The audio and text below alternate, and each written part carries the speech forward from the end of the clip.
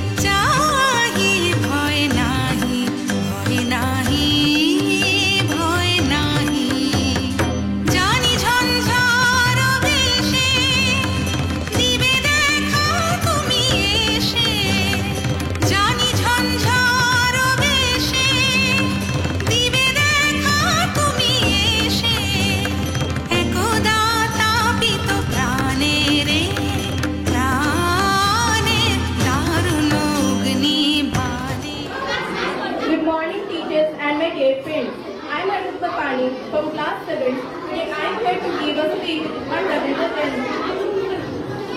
Ravindra Jayanti is an annual celebration that marks the birth anniversary of Rabindranath Tagore, who is India's most celebrated poet, writer, musician, and an artist.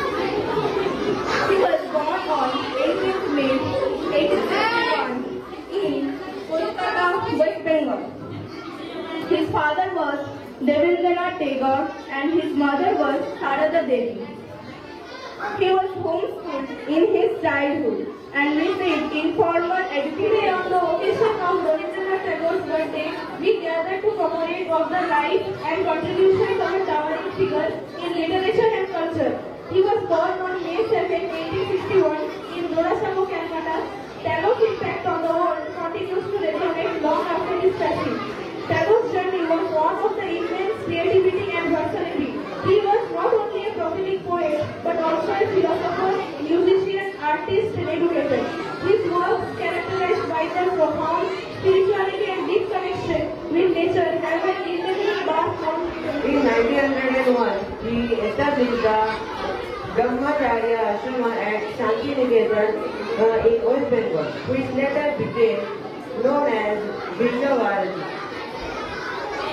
Tagore's most famous work, Gitanjali, is a collection of his poems. He won the Nobel Prize for the Literature in 1930 for the English translation of his collection.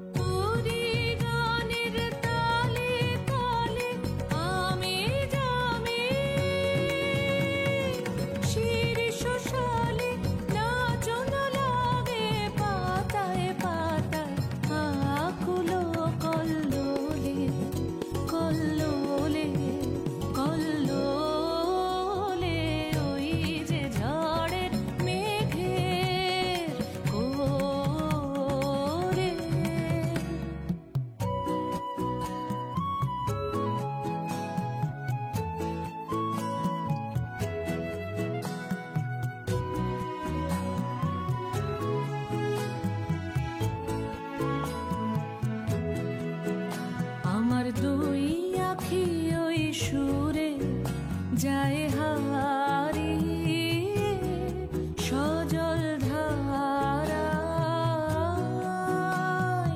ওই ছায়াময় দূরে দূরে দূরে আমার দুই আখি ওই সুরে যায় হারিয়ে।